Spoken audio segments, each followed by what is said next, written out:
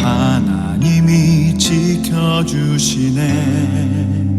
놀라지 마라, 겁내지 마라. 주님 나를 지켜주시네. 우리가 함께 나눌 말씀은 빌립보서 1장 1절에서 2절입니다. 지금 3주째 지나가는데 계속 빌립보서 1장 2절에 머물러 있는데 다음번에는 앞으로 나갈 것 같아요. 여러분 함께 빌립보서 1장 1절에서 2절을 우리가 교독하지 말고 합독해 보도록 하겠습니다. 함께 읽겠습니다. 그리스도 예수의 종 바울과 디모데는 그리스도 예수 안에서 빌립보에 사는 모든 성도와 또한 감독들과 집사들에게 편지하노니 하나님 우리 아버지와 주 예수 그리스도로부터 은혜와 평강이 너희에게 있을지어다. 아멘. 여러분 교회에 가면 세 종류의 사람들이 있어요. 형제님, 자매님이라고 불려지는 성도들이 있고, 둘째는 집사님, 권사님, 장로님이라고 불려지는 직분자들이 있어요. 그리고 세 번째는 목사님, 전도사님이라고 불려지는 사역자들이 있어요. 그렇다면 교회 안에 이 세 부류의 구성원들은 어떻게 시작이 된 걸까요? 2000년 전 교회가 시작됐는데 그때부터 이 세 부류가 교회 안에 있었던 것일까? 아니면 교회가 이렇게 모이다가 보니까 조직이 필요하고 그래서 사람들에 의해서 이것이 만들어진 걸까? 여러분 오늘 우리는 빌립보서를 통해서 여기에 대한 답을 내려보려고 합니다. 여러분 빌립보서는 사도 바울이 빌립보 교회들에게 보낸 편지예요. 여러분 편지를 보내면은 이 편지를 받는 사람이 있을 거 아니에요? 사도 바울이 빌립보 교회에게 이 편지를 보냈어요. 그러면서 사도 바울이 이 편지를 빌립보 교회에 누가 읽어야 된다라고 누구가 이것을 수신해야 되는지 1장 1절에 기록하고 있어요. 이것을 우리가 한번 함께 읽어보도록 하겠습니다. 함께 읽겠습니다. 시작. 그리스도 예수의 종 바울과 디모데는 그리스도 예수 안에서 빌립보에 사는 모든 성도와 또한 감독들과 집사들에게 편지하노니, 사도 바울이 빌립보 교회에 이 편지를 보내면서 빌립보 교회 안에 있는 성도, 감독, 집사들에게 이 편지를 보낸다 이렇게 이야기해요. 여러분 여기서 우리는 초대교회였던 빌립보 교회 안에 세 종류의 구성원들을 볼 수가 있어요. 그게 뭐냐? 빌립보 교회의 구성원, 성도, 감독, 집사. 빌립보 교회 안에 성도가 있었고 그리고 감독이 있었고 집사가 있었다라고 하는 얘기예요. 여러분 오늘 우리는 이 빌립보 교회의 구성원 하나하나에 대해서 우리가 함께 나누어 보려고 해요. 그러면 여러분 먼저 성도가 누구일까요? 한글 성경을 읽어보면 성도는 그냥 성도예요. 그런데 한글 성경을 읽으면 성도가 의미가 잘 전달이 안 돼요. 그런데 영어 성경을 읽어보면 성도라는 말의 의미가 마음에 팍 다가와요. 영어 성경에서 성도를 뭐라고 기록하냐면 Holy People. 함께 영어 우리가 읽어보도록 하겠습니다. Holy People 시작. 벌써부터 주무시려고 이렇게 스탠바이 하시는 분들이 계시는 것 같아요. 성도를 Holy People이라고 얘기해요. 그러면 무슨 말이죠? 성도는 거룩한 사람이다 라고 하는 뜻이에요. 교회 안에 성도가 누구냐? 거룩한 사람이 성도다 이렇게 이야기하는 거예요. 여러분 그런데 문제가 있어요. 알다시피 여러분이 거룩하지가 않아요. 그리고 저도 거룩하지가 않아요. 여러분 우리는 하나님 앞에서 열심히 거룩을 향해 달려가지만 우리는 우리 스스로를 알아요. 우리의 속사람이 얼마나 더러운지 우리의 속 안에는 죄의 열망들이 얼마나 많은지 우리 스스로가 알아요. 십계명에서 이야기하는 도둑질하지 말라, 다른 사람의 것을 탐하지 말라, 간음하지 말라, 살인하지 말라, 미워하지 말라, 거짓말하지 말라. 그럼에도 불구하고 우리 속 안에 이러한 죄의 열망들이 가득가득하고 때로는 부글부글 끓기도 하고 어떤 때에는 이 죄들에 우리가 얼마나 많이 넘어지는지 몰라요. 여러분, 우리가 다 아는데 이 중에서 거룩한 사람은 아무도 없어요. 여러분, 그렇다면 여기에 있는 여러분 모두는 성도가 아닌 것입니까? 여러분, 이 질문을 여러분 정확하게 이해하고 있어야 돼요. 여러분, 거룩한 사람들이다라고 하는 이 카테고리 안에서 자신 있는 사람은 아무도 없어요. 여기에서 우리 성원이가 가장 인생을 적게 살았을 텐데 우리 성원이조차도 자기를 거룩하다라고 이렇게 하나님 앞에 양심껏 돌아보면 그렇지 않다라고 얘기할 것 같아요. 그러면 우리는 성도가 아니냐라고 하는 거죠. 여러분, 이 질문에 대해서 오늘 본문은 또 우리에게 답을 주고 있어요. 그것이 뭐냐면 성도 뒤에 붙는, 이것도 영어 성경으로 봐야 돼요. Holy people in Christ Jesus. 성도는 누구냐? 예수님 안에서 거룩한 사람이라는 뜻이에요. 여러분, 성도는 예수님을 떠나서는 거룩해질 수가 없는 존재예요. 성도는 오직 예수님 안에서 거룩한 사람들이에요. 여러분, 이것을 한글 성경으로 보면 약간 애매해요. 한글 성경을 보면 그리스도 예수의 종 바울과 디모데는 그리스도 예수 안에서 빌립보에 사는 모든 성도와 감독들과 집사들에게 편지하노니 이렇게 기록하잖아요. 그래서 우리가 한글 성경을 이렇게 읽게 되면 바울이 성도, 감독, 집사들에게 예수님 안에서 안부를 묻는 거구나. 한국 성경을 읽으면 이렇게 이해가 돼요. 그러나 여러분, 영어 성경을 딱 보면 명확하게 구분되는데 성도, Holy people in Christ, 예수님 안에서 거룩하게 된 사람들과 그 다음에 감독과 집사들이라고 구분을 딱 지어요. 그러면 목사님, 어떻게 한글 성경과 영어 성경의 뉘앙스가 이렇게 다른 겁니까? 그러면 이때 우리가 필요한 게 뭐냐면 성경이 쓰여졌던 헬라어 원문으로 다시 들어가 보는 거예요. 헬라어 원문으로 들어가게 되면 이것이 영어 성경과 똑같은 구조 안에서 쓰여져 있어요. 그래서 헬라어 원문은 이래요. 여러분, 한번 넘겨져 보게 되면 잘난 체 하려고 여러분 가져왔어요. 그게 아니라 근거를 제시해야 되잖아요. 토이스, 하기오스, 앤 크리스토, 예수. 토이스, 하기오스가 성도들에게 to church member, to saints라고 하는 뜻이에요. 그 다음에 앤 크리스토, 예수. 이게 뭐냐면 앤이 뭐냐면 그리스도 안에서 성도가 된 사람들에게 라고 하는 뜻이에요. 여러분, 성도가 그러면은 누구냐? 성도는 예수 그리스도 안에서 거룩하게 된 사람을 말하는 거예요. 여러분, 이 세상에 자기 홀로의 능력으로 거룩에 이를 수 있는 사람은 아무도 없어요. 아니에요. 목사님, 내가 아는 목사님은 정말 성자예요. 정말 거룩한 분이에요. 여러분, 속지 마세요. 그렇게 보일 뿐이에요. 그분의 속사정을 여러분은 몰라요.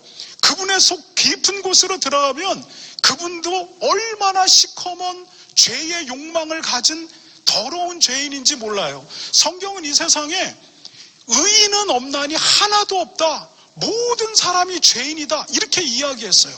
스스로 거룩한 사람은 없어요. 그러면 거룩한 사람은 예수님 안에서만 거룩해질 수 있어요. 그러면 목사님, 왜 예수님 안에서만 거룩해질 수 있다라고 말하는 겁니까? 성경이 뭐라고 이야기하냐면 하나님이 예수님을 이 땅에 보내셨고 그 예수님에게 우리의 모든 죄값을 그분의 어깨에 짊어지게 하셨고 그분을 십자가에서 못 박았다. 그래서 누구든지 이 예수가 너희의 죄값 대신 십자가에서 죽었다라고 하는 것을 믿고 이 예수를 주인으로 받아들이면 내가 너희의 죄가 없는 것으로 인정하겠다. 그렇게 판결하겠다. 이게 성경의 약속이에요. 그리고 이것이 복음이에요. 그리고 이것을 믿는 사람들이 예수님을 받아들이고 예수님을 주인으로 인정하면서 이곳에 모여있는 사람들을 성도라고 이야기하고 성경은 그들을 거룩한 백성 in Christ, 예수 그리스도 안에서 거룩하게 된 사람들. 왜? 예수님이 우리의 죄를 십자가에서 씻으셨기 때문이에요. 그래서 하나님은 우리를 거룩하다라고 말씀하시는 거예요. 그런데 여기서 여러분이 오해하면 안 돼요.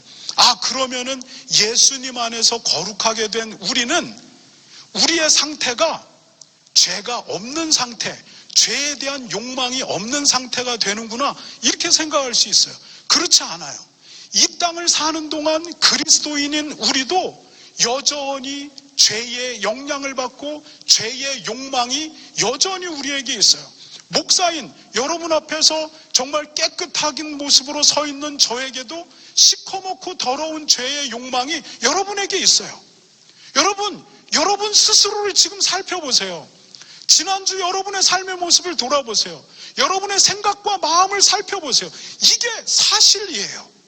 그런데 그럼에도 하나님이 우리를 거룩하다라고 말씀하시는 게 뭐냐면 우리가 믿고 의지하는 예수님 때문에 하나님이 우리를 거룩하다고 인정해 주는 거예요. 그분이 십자가에서 우리의 죄를 가렸기 때문에 하나님이 예수님의 피를 보고 우리를 거룩하다고 땅땅땅 인정해 주시는 것, 의롭다고 거룩하다고 칭해 주시는 거예요.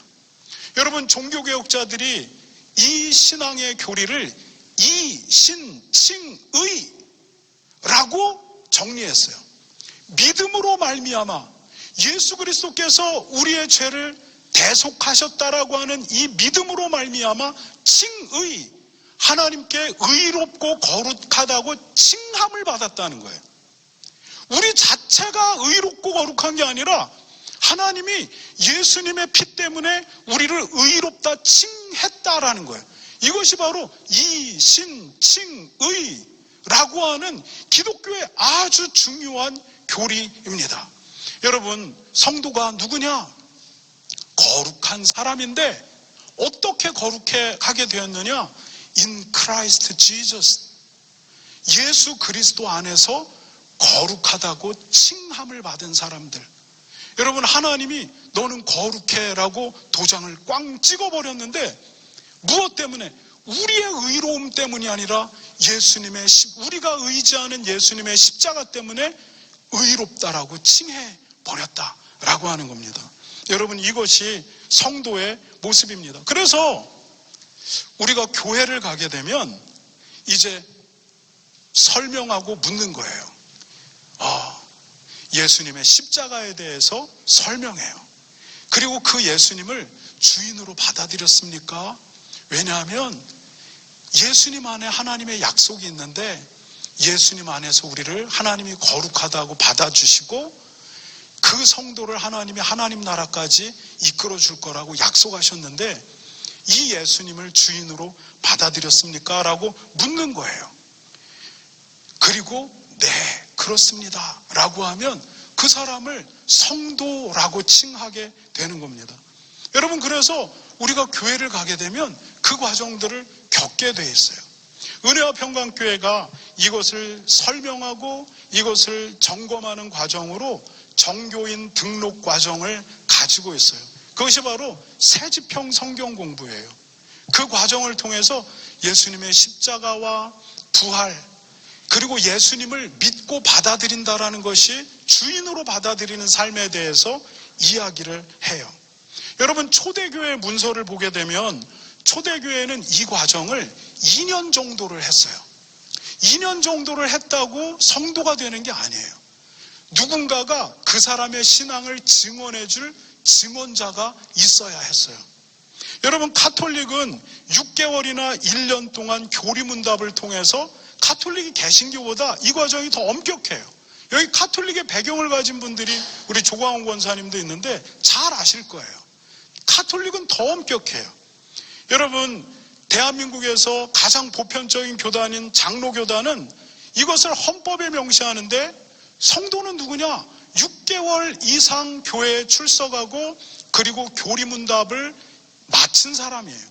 여러분, 전통적으로 장로교는 교리문답을 할 때 웨스트민스터 신앙고백, 이것을 소요리문답으로 정리해서 이것을 교육해요. 웨스트민스터 신앙고백은 여러분, 만약에 이것을 정석으로 하게 되면 2년 정도가 소요가 되고 이것을 짧게 줄이면 1년 정도가 되고요. 그런데 이것들이 너무 기니까 현대에서는 3개월에서 4개월 정도, 12에서 16주 정도를 웨스트민스터 소요리 문답을 하게 되어 있어요. 이것을 통해서 등록된 성도로 들어오게 됩니다. 여러분, 은혜와 평강은 6개월, 그 안에 새지평 성경 공부 빨리 하시면 오케이, 예수님 주인이라고 고백하시면 땅땅땅. 그런데 이거를 이렇게 왜 합니까? 이렇게 말씀하시면 할 말이 없어요. 여러분, 원래 교회는 이런 곳이에요. 그런데 어느 순간부터 교회가 이 일을 하지 않아요. 왜 안 할까? 사람들이 교회로 막 몰려들으니까 그냥 편리함 속에서 이것을 잃어버린 것 같아요. 여러분, 우리가 이렇게 이야기하잖아요. 교회가 망가졌다라고 얘기하잖아요. 교회를 우리가 회복해야 된다라고 이야기하잖아요. 교회가 원래의 모양으로 돌아간다라고 우리가 끊임없이 이야기하잖아요. 그런데 그럼 어디로 돌아갈 거냐라고 하는 거예요. 초대교회가 가지고 있었던 원형으로 돌아가는 거예요. 그 일부의 몸부림이 지금 은혜와 평강교회 정교인 등록 과정인 거예요. 여러분, 이것을 안 하고 우리는 끊임없이 교회가 잘못됐고 교회에 문제가 있고 교회를 고쳐야 된대요. 여러분, 그것은 뭐냐면 내가 원하는 교회를 만들자라고 하는 것이지 원래 교회가 가지고 있었던 모습으로 가자라는 얘기가 아니에요. 여러분, 새지평 성경 공부 하시기 바랍니다. 이것이 총 9과인데 한 달에 두 개씩 하면 한 달이면 맞춰요. 한 주에 2개씩 하면 시험도 없습니다. 묻는 것도 없어요. 그냥 인도하는 대로 앉아서 들으면 돼요. 교회를 개척해서 지금까지 제가 1대1로 또는 팀으로 이렇게 성경 공부를 했어요. 그런데 이제 리더들을 세워야겠다 이런 생각을 가져요. 그래서 리더분들과 새로 오시는 분들이 그냥 그 교재를 한 달에 2과씩, 일주일에 2과씩 읽어나가라고 해야겠다 이런 생각이 들었어요. 그냥 읽으시면 됩니다. 뭐 질문도 없어요. 만약에 혹시 질문이 있다면 리더분이 적었다가 저에게 가지고 오세요. 그리고 목사님 좀 답을 해주세요. 이렇게 하면 됩니다. 여러분, 새지평 성경 공부 마치신 권사님들이 있고 그리고 새지평 성경 공부하지 않은 남편분들이 있어요. 여러분, 그분들하고 집에서 읽으시는 것도 제가 인정하도록 하겠습니다. 단지 저에게 그렇게 하겠다고 먼저 말씀해 주세요. 그리고 한 주 했으면 했다라고 보고해 주시기 바랍니다. 여러분, 성도는 십자가의 복음을 알고 예수님을 자기의 주인으로 받아들인 사람들이에요. 교회는 예수님과 그분의 십자가에 대한 믿음을 사람들의 마음에 심어줄 수는 없어요. 여러분, 믿음을 어떻게 심어주겠어요? 믿으라고. 심어줄 수는 없는데 우리가 무엇을 믿고 있는 건지 소개해 줄 수 있고 그리고 이 복음에 대해서 어떻게 반응하는지 점검은 해줄 수가 있어요. 여러분, 이것이 은혜와 평강교회가 가지고 있는 새지평 성경 공부입니다. 여러분, 이 새지평 성경 공부에 여러분 참여하시기 바래요. 아까 정교인 허입식을 했던 이분들은 이 모든 과정을 하신 분들입니다. 여러분, 그리고 여러분 중에 새지평 성경 공부 읽어가는 모임 리더가 되겠다라고 자원하는 분들이 좀 있으시기 바랍니다. 여러분, 초대교회의 첫 번째 구성원인 성도에 대해서 이야기했는데, 그 다음은 무엇이냐면 집사입니다. 그럼 집사는 누굴까? 초대교회는 성도 이외에 두 개의 직분이 있었어요. 하나가 집사, 다른 하나가 감독. 지금으로 얘기하면 목사인 것과 마찬가지죠. 여러분, 그럼 집사는 누구입니까? 집사의 제도는 사도행전 6장에서 나오게 됩니다. 예루살렘 교회가 막 부흥하기 시작해요. 성도들이 하루에 5,000명씩 회심하고 교회로 몰려들기 시작합니다. 그러니까 교회가 이분들을 케어하고 돌봐야 되는 일들이 너무 많이 일어나는 거예요. 그런데 교회를 이끌어가는 사람은 12명의 제자들, 12사도밖에 없습니다. 그분들이 이제 이 사람들을 위한 봉사의 일, 행정적인 일, 이것들을 다 달라붙어서 하는데, 하루에 5,000명, 3,000명 이런 사람들이 예루살렘 교회로 막 들어오는데 감당이 되지 않는 겁니다. 그때 사도들이 결단을 내리는 게 무엇이냐면, 우리가 새로운 리더들을 세우자. 그리고 봉사와 행정의 일들을 그들이 감당하게 하자. 우리가 지금 이 모든 일들을 다 감당하다가 보니까 우리의 본 업무인 기도하는 일과 말씀 전하는 일들을 자꾸 소홀하게 된다라고 생각하고 이제 집사를 세운 것이 최초의 교회의 집사 제도입니다. 그렇게 해서 세워진 집사가 7명의 집사예요. 여러분, 우리가 잘 아는 스데반 집사님, 초대교회에서 처음으로 순교했던 집사님이 그 7 중에 하나입니다. 여러분, 사마리아 성에 가서 처음으로 복음을 전했던 집사님, 그리고 이디오피아 내시에게 복음을 전했던 집사님, 이 빌립이 그 7 중에 하나예요. 여러분, 이렇게 집사가 처음으로 교회 안에 등장하게 됩니다. 그러면 집사가 하는 일이 무엇일까요? 집사가 하는 일을 여러분 한번 읽어보도록 하는데, 조지 집사님, you are deacon, 집사님. it is a 집사's duty. 그래서 let's read together. 네, 함께 읽겠습니다. 시작. 목사를 도와 성도를 돌보는 사람이 집사입니다. 조지 집사님, 집사님은 you have to help pastor in taking care of our church member. It's a 집사's duty. 그래서 집사의 역할이 그거예요. 그럼 두 번째가 뭘까요? 한번 보겠습니다. 시작. 봉사와 행정으로 교회를 섬기는 사람, 이것이 집사입니다. 여러분, 초대교회 안에서 직분은 2개밖에 없었어요. 집사와 감독입니다. 감독은 목사, 그리고 집사. 이 2개의 직분밖에 없는데, 그런데 시간이 지나면서 이 집사의 직분이 여러 개로 세분화되기 시작합니다. 특별히 한국교회 안에서 이 집사가 세분화되는데, 왜냐하면 한국교회는 호칭사회예요. 호칭사회. 그렇기 때문에 더욱이 한국교회에서 이 집사가 세분화되는데, 서리집사, 집사, 안수집사, 권사, 장로, 명예권사, 명예장로, 뭐 이렇게 막 붙여지기 시작해요. 그러나 성경에서 권사도, 안수집사도, 서리집사도 이런 건 없어요. 그냥 감독과 집사, 교회는 이 2개밖에 없어요. 그러나 시간이 지나가면서 이것들이 생겨났고, 침례교회가 끝까지 이제 교회의 직분을 2개로만 유지해요. 목사와 집사, 2밖에 없다, 성경에서는. 그런데 침례교회도 세월이 이렇게 지나다 보니까 이제 한국적인 전통을 따라서 이제 이 집사의 카테고리가 복잡해지기 시작해요.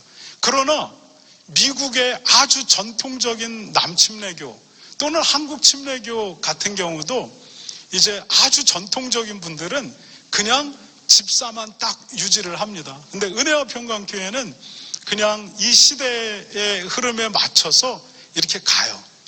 타협하는 건가요? 네. 목사가 타협하면 안 되는데. 그래서 이제 은혜와 평강교회는 집사님, 안수집사님, 권사님, 장로님 이렇게 있게 되는데, 이 카테고리가 집사의 카테고리고, 이분들의 믿음과 역량과 은사를 따라서 봉사와 행정의 업무를 가져가게 됩니다. 그리고 정말 이게 한국적이죠. 계급이 올라가는 게 아니라 봉사의 이렇게 과중도, 헌신의 무거움이 더 올라가게 되는 겁니다. 여러분, 교회에서 직분을 감당하고 계시는 여러분들은 기억하시기 바랍니다. 성경에서 말하는 그 직분은 봉사의 사명을 가진 직분입니다. 이것은 타이틀이 아니에요. 이것이 타이틀이 되다 보니까 욕심내기 시작하는 거예요. 헌신은 없어요. 그러나 타이틀이 이제 주어지게 되니까 헌신은 하지 않는데 타이틀을 가지려고 하는 거예요. 이것이 한국교회 안에 유독 더 많이 일어나요. 그런데 여러분, 타이틀은 있는데 헌신이 없다. 그렇다라고 한다면 나는 성경적인 직분을 갖고 있지 않다 생각하시면 됩니다. 여러분, 성경에서 집사의 직분, 그리고 이 카테고리에 있는 직분은 봉사의 직분이에요. 이것 때문에 시작이 되었고 이것 때문에 세워진 사람들이라는 것입니다. 그러면 마지막으로 누가 남았을까요? 교회의 새 구성 중에. 네, 감독입니다. 그러면 감독은 누구일까? 여러분, 감독은 영어 한국 성경에서는 감독으로 번역을 했어요. 감독이 뭐냐면, 이렇게 쉽게 얘기해서, 만약에 공사 현장에 갔는데 그 공사 현장에서 모두를 감독하는 감독관. 이게 감독이에요. 그래서 영어 성경은 이것을 overseer 이렇게 표현해요. 옛날 성경은 이것을 비숍이라고 표현해요. 그런데 비숍은 굉장히 카톨릭적인 요소가 많으니까 최근 영어 성경들은 overseer 이렇게 묘사해요. 그러면 overseer가 무슨 뜻이냐? over, 위에서, seer, 바라보는 사람이라는 뜻이에요. 감독이 누구냐? 지금 이 용어는 현대에 와서 목사로 바뀌었죠. 그럼 목사가 누구냐면 위에서 모든 것들을 관찰하는 사람이다라는 뜻이에요. 이 말은 뭐냐면 높은 자리에서 아래를 내려다본다는 뜻이 아니라 높은 곳에서 교회의 곳곳을 다 살피는 거예요. 그래서 교회를 두루 살피고 교회가 영적으로 그리고 교회가 행정적으로 평안하고 질서를 가질 수 있도록 모든 것들을 두루 살피는 사람이 감독이다라고 하는 거예요. 이 감독이 해야 될 두 가지의 일이 있어요. 일반적인 일인데 한번 읽어보도록 하겠습니다. 시작. 말씀과 기도 속에 교회를 영적으로 이끄는 사람, 이것이 목사의 일이에요. 그리고 두 번째는 교회를 두루 돌아보아 교회의 질서와 평안을 지켜가는 사람. 여러분, 근데 한국교회 목사님들은 설교도 하고 노가다도 하고 밥도 짓고 엔터테인먼트도 하고 모든 것들을 다 해요. 그러나 감독의 주된 업무는 두 가지예요. 전체를 살펴보는 것과 교회를 기도와 말씀 속에 영적으로 이끌어가는 거예요. 그래서 여러분, 목사인 저와 바른 관계를 맺는 것은 뭐냐면, 목사님 기도해 주세요. 그리고 하나님의 뜻을 분별하고 있는데 같이 이렇게 기도해 주세요. 이게 목사와 여러분과 제가 해야 될 일들이기는 합니다. 그런데 여러분, 목사가 해야 될 아주 구체적이고 실천적인 일 두 가지가 있습니다. 그게 뭐냐면 첫 번째를 한번 읽어보겠습니다. 시작. 목사는 성경을 통해서 예수님을 가르치는 사람입니다. 여러분, 목사는 성경을 가르치는 사람이죠. 그런데 그 성경 안에서 특별히 무엇을 가르치냐면 예수님을 가르치는 사람이에요. 왜냐하면 성경이 말하기를 성경 전체가 예수님에 관한 책이라고 예수님이 말씀하셨어요. 그것은 신약만 얘기하는 게 아니에요. 구약도 말하는 거예요. 구약과 신약 전체가 결국 말하려고 하는 것이 예수님에 관한 이야기예요. 예수님의 십자가와 그분의 대속, 그리고 그분의 순종과 그분의 헌신, 이것이 그리스도인이 살아가야 될 삶의 모든 모양을 제공하고 있어요. 이것을 모든 성경 안에서 끄집어내서 이야기하는 게 목사의 직무입니다. 네, 여러분, 목사가 삶에 대한 지혜를 얘기할 수가 있어요. 그런데 여러분, 삶에 대한 지혜는 목사보다 더 많은 연륜과 통찰을 갖고 이야기하는 사람이 너무 많아요. 유튜브를 딱 틀어보세요. 제가 김창욱 교수님의 강의를 딱 들으면, 야, 이분은 만약에 목사가 되어서 교회를 개척했다면 사람들이 막 몰려갈 것 같아요. 여러분, 오은영 박사님의 이야기를 들어보세요. 사람의 심리 상태, 사람의 정신 상태에 대해서 굉장히 예리한 분석들을 가지고 있어요. 여러분, 이 세상에 세상의 지혜에 관한 날카로운 통찰을 가진 사람은 너무 많아요. 만약에 그러한 지혜를 들으려고 교회를 왔다라고 한다면 그것은 잘못된 선택이에요. 네, 목사가 성경의 잠언 또는 전도서를 통해 성경적인 지혜에 대해서 얘기할 수는 있죠. 그러나 그 정도의 지혜는 이 세상 누구도 모두가 얘기할 수가 있어요. 그런데 목사가 전하는 것은 뭐냐면 성경을 바탕으로 예수 그리스도를 이야기하는 것입니다. 여러분, 제가 기업가들의 명언에 자주 감동을 받아요. 그래서 얼마 전에 삼성의 창업주인 이병철 회장님의 명언을 들었습니다. 이병철 회장님이 옛날에 어떤 사람과 동업을 하려고 할 때 그 사람이 말하는 것을 보고 그와 동업할지 말지를 결정한대요. 왜냐하면 그 사람의 말이 결국 그 사람의 내면이기 때문이라는 거예요. 처음에는 그냥 가장할 수도 있대요. 그러나 계속 만나다 보면 말은 그 사람이래요. 그래서 그 사람이 가진 내면을 그대로 말로 드러낸다라고 하는 거예요. 그래서 말이 불안한 사람은 그 내면이 불안한 사람이다라고 판단한대요. 그런데 돈이나 사람은 어디를 향해 흐르냐면 안정감 있는 곳에 머물려는 특징을 갖고 있대요. 돈이나 사람은 절대 불안한 곳으로 머물려고 하지 않는다는 거예요. 그래서 이병철 회장님은 사람이 말하는 것을 보고 이 사람에게 불안이 있는지 없는지를 본다는 거예요. 그래서 만약에 이 사람에게서 불안이 느껴지면 그 사람과 함께 가지 않는다는 거예요. 왜냐하면 돈과 사람은 안정적인 곳에 머물려는 특징이 있는데 불안한 사람에게는 그것이 머물지 않는다는 거예요. 그래서 여러분, 이병철 회장님은 사람이 말하는 것을 보고 그와 동업할지 말지를 결정한대요. 여러분, 제가 지난번에 정주영 회장님에 대한 이야기도 했잖아요. 그분은 자기보다 아래에 있는 사람들에게 함부로 대하는 사람하고 절대 대하는 사람하고 동업하지 않는데요. 한 번은 그분에게 큰 투자를 하겠다는 투자자와 점심을 먹었대요. 정주영 회장님에겐 이것이 기회가 되는 거예요. 그런데 같이 점심을 먹는데 그 투자자가 식당 종업원에게 함부로 말하는 겁니다. 여자 종업원인데, 야, 이거 가져와. 야, 이거 왜 이래? 야, 이거 왜 식었어? 다시 가져와. 이렇게 함부로 식당 종업원한테 대하는 것을 보고 정주영 회장님이 이 사람은 같이 사업할 사람이 아니다 판단을 내렸대요. 왜냐?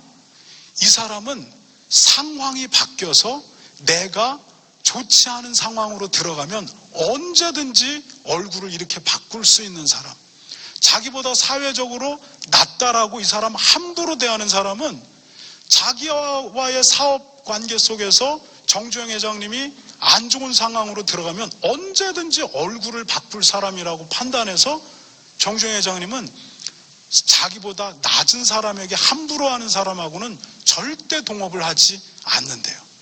여러분, 이것이 그분의 사업의 원칙이었대요. 여러분, 이런 분들이 괜히 기업을 이루는 것이 아닙니다. 이분들은 삶에 대한 깊은 통찰과 지혜가 딱 있어요. 그리고 어떤 지혜의 원칙들이 딱 있습니다. 여러분, 제가 이러한 지혜를 들을 때마다 깜짝깜짝 놀래고 굉장한 도전을 받게 됩니다. 그런데 여러분, 교회에 이러한 지혜를 들으러 왔다면 번지수를 잘못 찾은 거예요. 이러한 세상에 대한 지혜는 교회가 아닌 이 세상 밖에 더 많이 있습니다.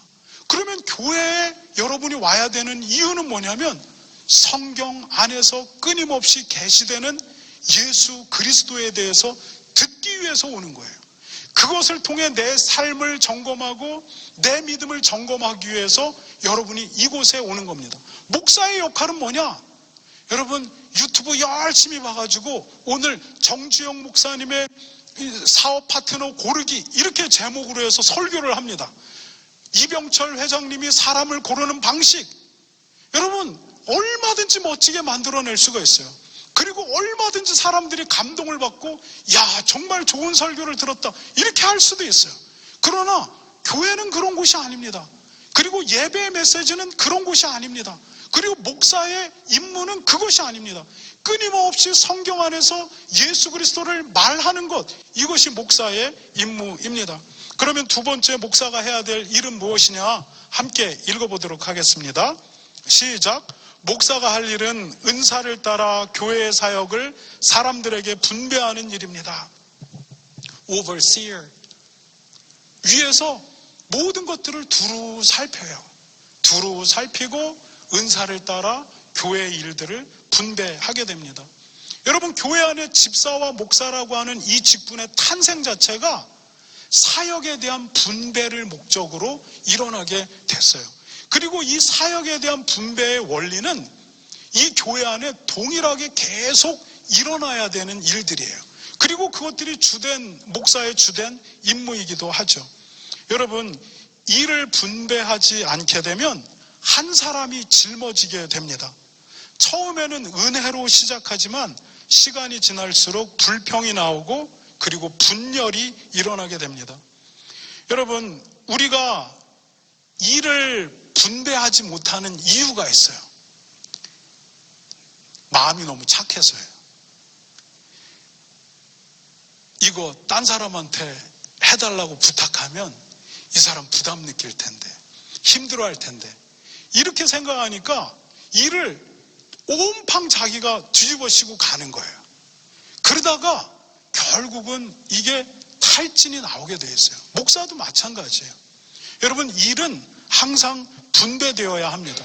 만약에 일이 분배되지 않게 되면 멀리 오래 가지 못해요. 그냥 처음에 열심히 일어났다가 반드시 이렇게 급격하게 없어져 버리게 됩니다. 그래서 여러분, 일은 분배되어야 합니다. 여러분, 교회가 사역을 분배하지 않게 되면 헌신의 양극화가 일어나게 돼요. 이게 무슨 말이냐면 헌신하는 사람은 매일 헌신하고 안 하는 사람은 매일 안 하게 되어 있어요. 여러분, 이게 왜 일어나는 거냐면 분배가 안 일어나기 때문에 일어나는 거예요. 이렇게 되면 어떤 일이 일어나느냐? 교회 안에 다이나믹이 없어져 버려요.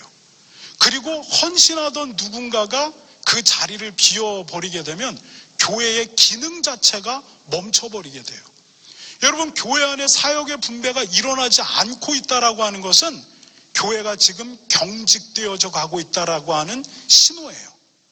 결국 교회가 오래 갈 수 없다라고 하는 신호예요. 그래서 여러분, 반드시 분배가 이루어져야 돼요. 여러분, 여기에서 일들을 맡은 리더분들이 있을 거예요. 너무 착하면 안 돼요. 그냥 과감하게 이것들을 계속 분배시켜야 돼요. 그런데 여러분, 어떨 때는 일을 분배하는 것이 얼마나 귀찮은 일인지 몰라요. 그냥 담임 목사인 나는 모든 걸 알아요. 그래서 뚝딱뚝딱 내가 다 해버리면 돼요. 그러나 분배를 하려고 치면 얼마나 귀찮고 설명하고 설득하고 이래야 되는지 몰라요. 그럼에도 불구하고 사역은 분배되어야 합니다. 저희가 교회를 개척하고 매달마다 했던 것이 맨 마지막 달에 파들락이에요. 뭐냐면 맨 마지막 달에는 모든 성도들이 자기가 먹을 음식 갖고 와라. 아무 음식이나 상관이 없어요. 뭐 구색을 맞출 필요도 없어요. 갖고 올 게 없으면 음료수 한 병만 가지고 와도 괜찮아요. 만약에 바빠서 나는 못 갖고 온다 그러면 안 갖고 와도 돼요. 모두가 갖고 오면 누가 안 갖고 왔는지 티도 나지가 않아요. 뭐 구색이 양식이건 한식이건 상관이 없어요. 그렇게 다 갖고 오면 교회가 굉장히 풍성해지게 돼 있어요. 이 일을 왜 했느냐? 분배의 원칙 때문이에요. 누구도 사역의 분배에서 제외되지 않게 하려고 하기 때문이에요. 여러분, 지금 우리 한국에 가 있는 한의원자매는 여기에서 신앙생활을 처음 시작했어요. 그런데도 교회를 섬기는 방식들을 배워가는 거예요. 매번 파들락 때마다 음식을 해가지고 와요.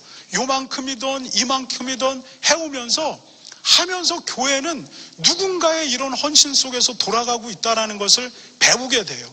그러면서 요만큼 헌신하던 것이 어떤 행사나 일들이 딱 스탠바이 되게 되면 이것이 이만해지는 겁니다. 그런데 분배가 없이 헌신의 양극화가 딱 이루어지게 되면 그러한 일들이 다 멈춰져 버리게 돼요. 그래서 여러분, 항상 사역은 분배되어야 한다라고 하는 것들을 여러분들이 기억하시기 바랍니다. 말씀을 마치겠습니다. 교회의 구성원은 성도, 목사, 집사입니다. 이것은 초대부터 교회 때부터 있었던 교회의 조직입니다. 성도는 누구냐? 예수님을 주인으로 받아들인 사람, 고백한 사람들입니다. 목사는 누구냐? 성경으로 예수님을 전하는 사람입니다. 직분자는 누구냐? 분배의 원리 속에서 교회의 사역들을 섬겨 나가는 사람들입니다. 은혜와 평강교회 모든 구성원이 이 구성의 의미에 맞게 교회를 역동적으로 세워가기를 축복합니다.